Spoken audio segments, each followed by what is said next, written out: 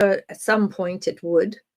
But if it does, I'll make sure that nobody else gets hurt. And I'm sure that those that have had to, you know, become unalived because of the kill switch being utilized or activated, they've made sure that it's only them. And that's what we do. I will make sure it's only me. There is no way any of my family will get involved with that. I will make sure of that. But yes, I do have a kill switch. The strange thing is, as well, Beverly, that the lead researcher on this, who's researched Jeffrey for about 2 decades, at the same time all this is going on with Virginia, he's going blind. He's lost a sight in one eye. He's got some kind of weird rapid macular degeneration. He's getting surgery and medical treatment for it, but he doesn't think he's going to be able to do any more interviews on this subject. And this isn't private medical information. Ryan, on his, if you go to his X, it's at RY Liberty, if you want to send him some well wishes, folks. He has announced this on his X account.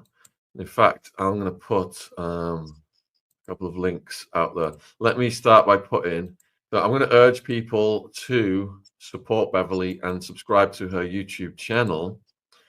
You know, we've done some fantastic collaborations with Beverly over the years, and the collaborations with Beverly did come under attacks from certain dark interests, and we had to take them down. I'm not going to acknowledge these dark interests or give them any credit. And Beverly's had to move certain shows over to her own YouTube channel.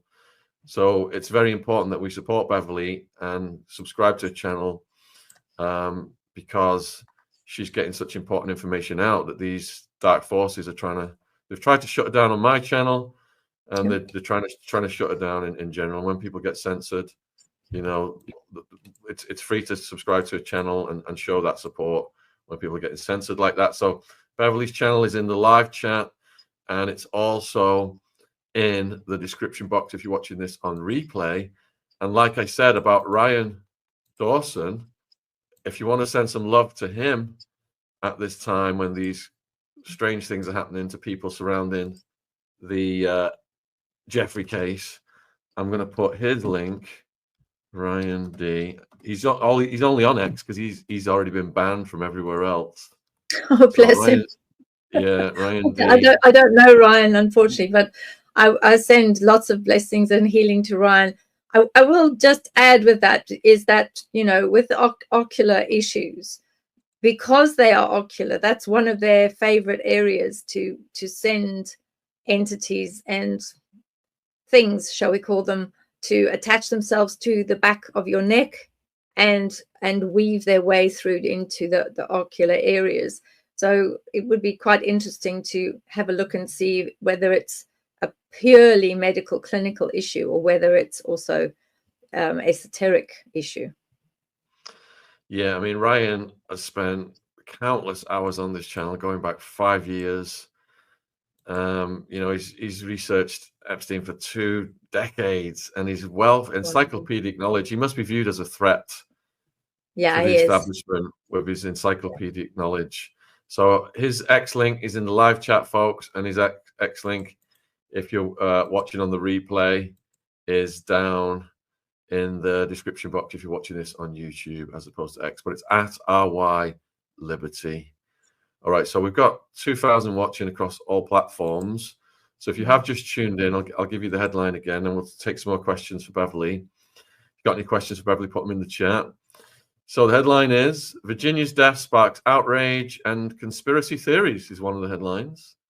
She had been living in the Perth suburb of North Perth with her husband, Robert, and she was a prominent survivor and accuser in the Jeffrey and Prince Andrew cases.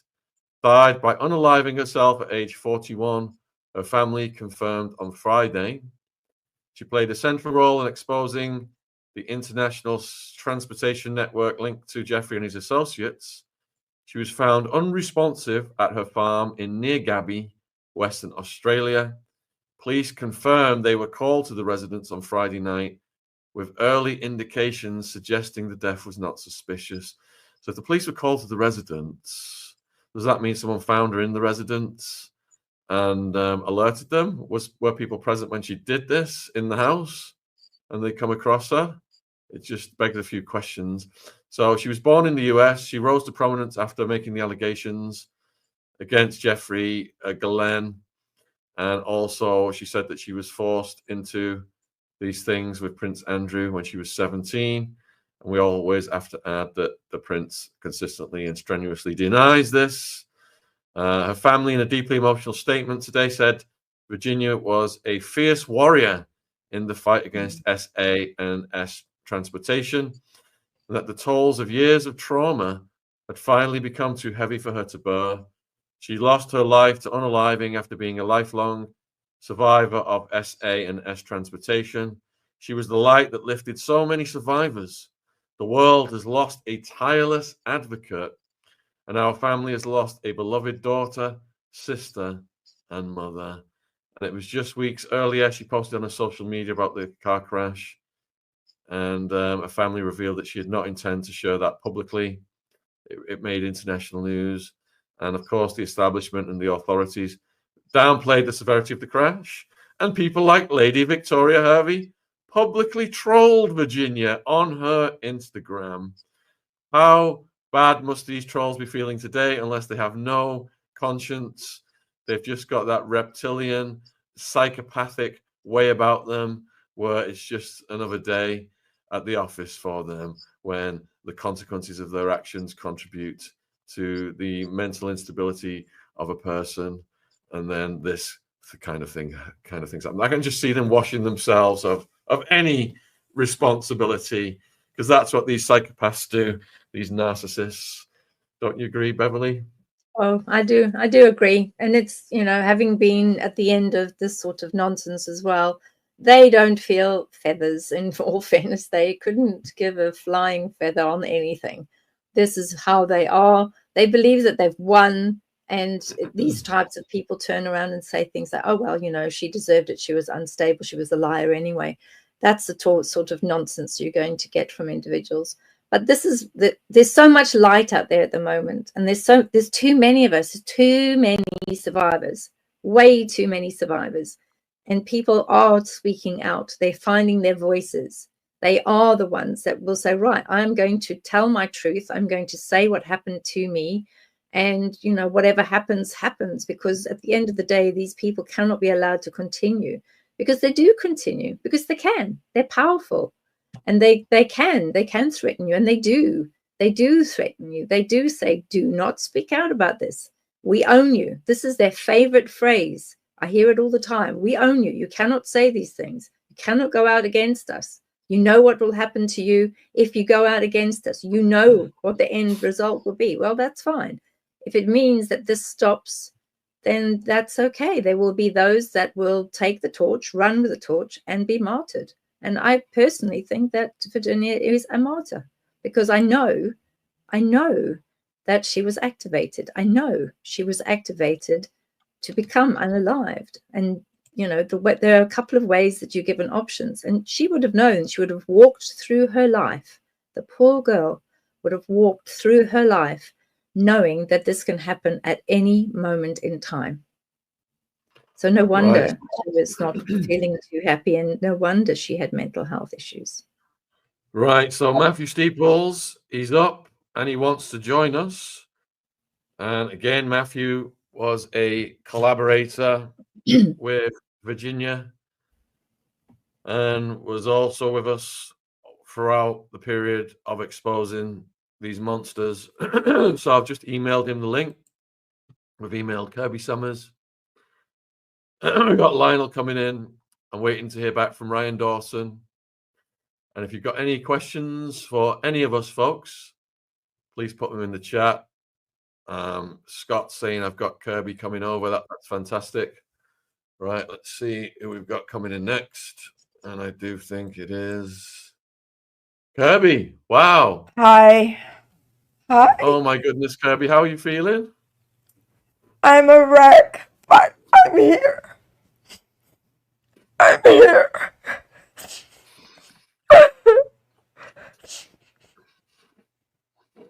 I'm here.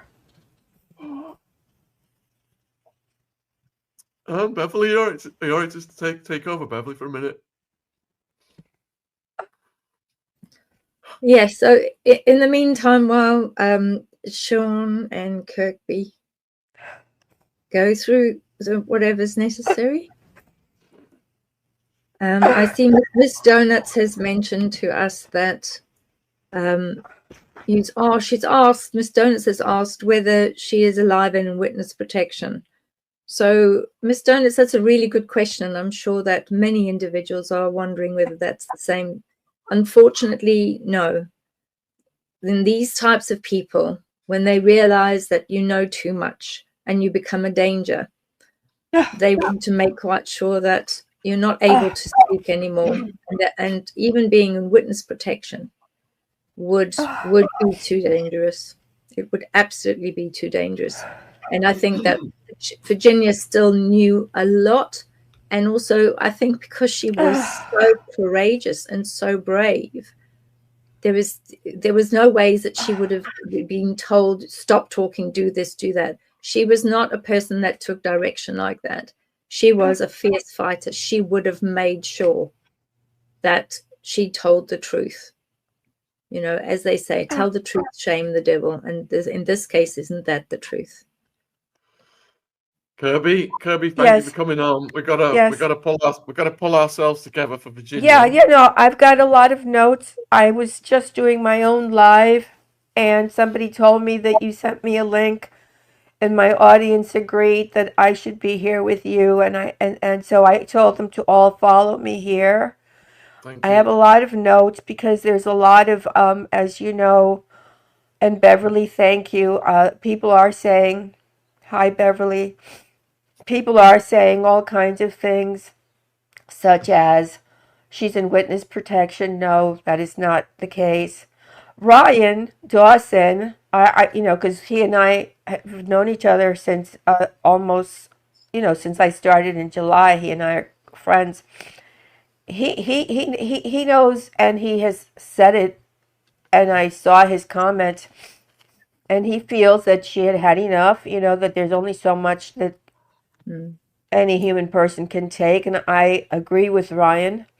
In fact, I was reading some of Virginia's commentary to the Donald Trump administration, which I would like to read to you as soon as we pull ourselves together. Virginia did change her Instagram account. She added a black, sort of like where somebody's emoji goes for their thing on their Instagram. And by the way, she had changed her Instagram from Virginia Giuffre to Virginia Roberts Rising, as we all know, because she had divorced her husband, who was very abusive. None of the mainstream media have reported on the fact that she was in an abusive relationship. I mean, that photo that we saw of Virginia that people mocked. I mean, the mock and the ridicule and the Victoria Harvey trolling and wishing her dead, I think that was the final straw.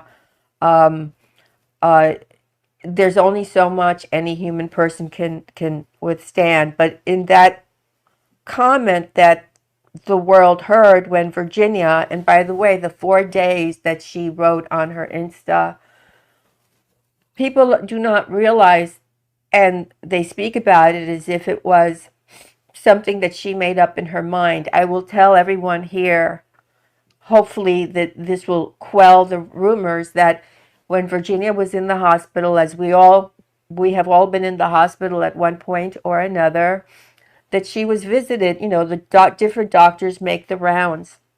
And one of those doctors, and probably she didn't even know his name, said to her, if you do not take care of this issue, meaning something that was in fact a condition in her liver, I believe, you will die in 4 days. Now, that's where she got that, and that spooked her to the point where she wrote that. However, in that post, she did write, you may have probably read it, but she did write that I am ready. Until, but what she wanted, she said, I'm ready to go, just not until I see my babies one last time. these are her words. So she was ready to go. She had made peace with herself.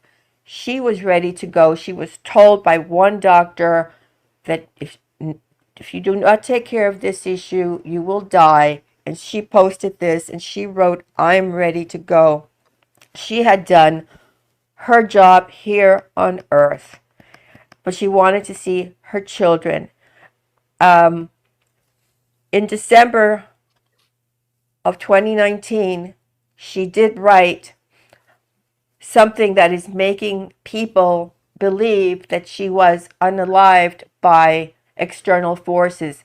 Now, one can be unalived by external forces in the manner that we have seen play out in Virginia's case, meaning the trolling, the hateful comments, the interference in one's life, having to stay in an abusive relationship because you do not know how to leave. So emotionally, even though your body is going, emotionally, you revert and you shut down. And that was Virginia's first unalivement. Okay, she's lost her children.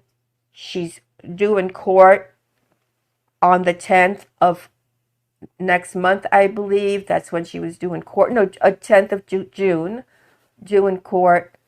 That's the first unalivement. And then to see the mainstream media turn on her the way they did, all of them across, there was no mainstream media outlet who stood up for Virginia in her moment of need, because she has been there for all of us in our moments of need as the person who opened the floodgates into this world that most people did not see until they saw it through Virginia's eyes.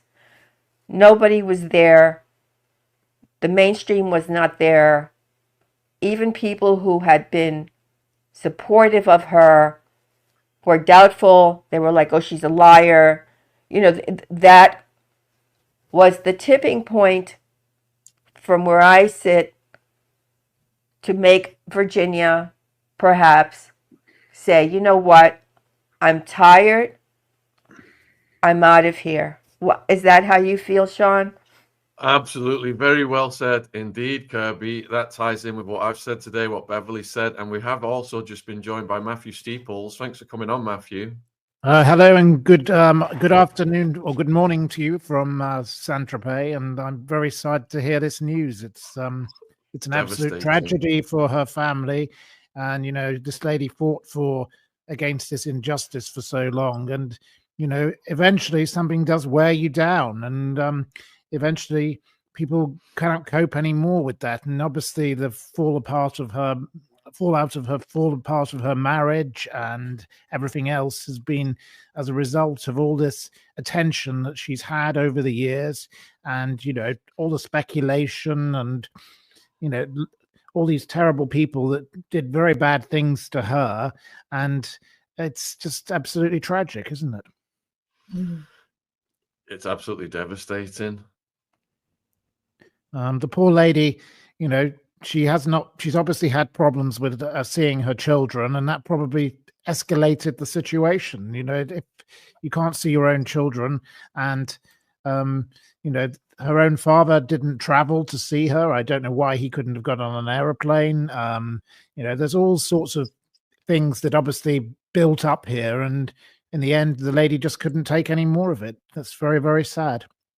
What do you think about Lady Victoria Hervey trolling her, Matthew, when she was? Well, I've not seen. I saw Lady Victoria last in December, and obviously Lady Victoria has her strong views about the whole matter of that photograph. You know, you and I have both seen inside the Kinnerton Street house. You know, I was the one that did the story with the Daily Mail about the bathtub being full-sized. You know, I believe that picture to be entirely genuine, and that picture, you know, in that picture she wore the same outfit that she wore also on Flavio Briatore's boat. So, you know, there's consistencies between pictures. You know, and on the boat she was where this is a common thing. I've talked about it before, of, you know, wealthy people who have people, you know, brought in. They have outfits for them to wear when they go out to dinner, because these people don't have the ability to afford the same quality of outfits that, you know, rich people would wear. So the proof of the photograph to me is that the lady wore the same outfit on 2 occasions. So Lady Victoria never brings that matter up, and I think that's where Lady Victoria is completely wrong. You know, I've had a couple of discussions with Lady Victoria.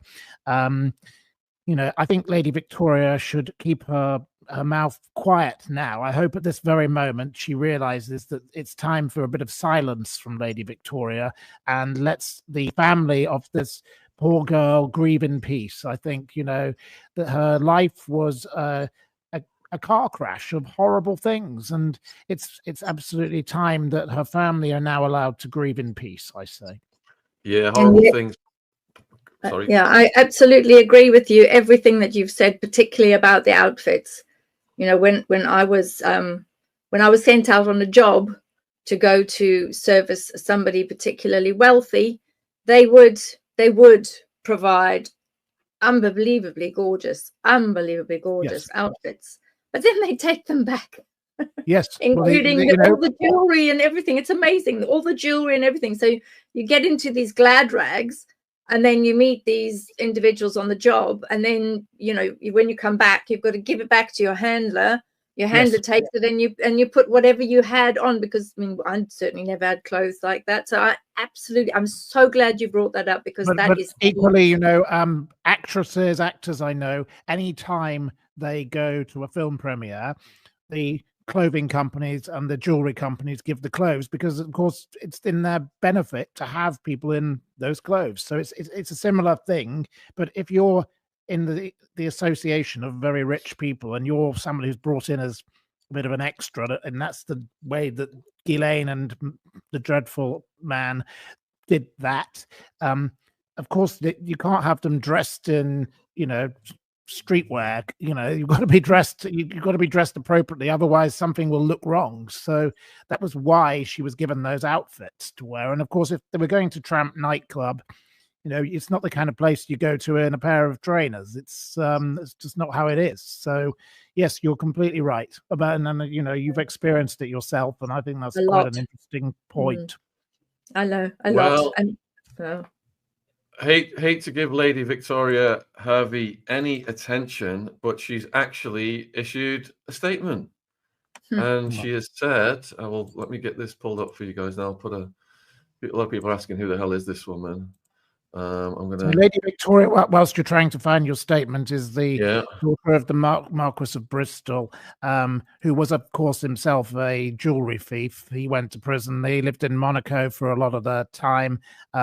She's been involved in lots of television programs and all sorts of business dramas and lots of things. You know, there was a business that went bankrupt, and she was the only one who got paid out. She wanted her £20 back, basically. Everybody else lost their money. I know the people who lost their money, and they don't particularly care for her. You know, she comes up to me at anything I ever go to, and, you know, she does tend to confront, and she's quite forceful in her opinions. You know, she's often on GB News, things like that. Yeah, that's a bit of background on Lady Victoria. She was what was called an it girl in London in the 1990s, 2000s. And my late friend, Tara Palmer Tompkinson, who was a lovely lady, really did not like her at all, and they did not get on. So they were kind of rivals, but Tara was actually a kind-hearted, decent lady. Tara sadly died. Tara was talented and wonderful and a fabulous lady. Victoria is more acerbic and aggressive and attention seeking, and that's all she's ever done. Is that she went to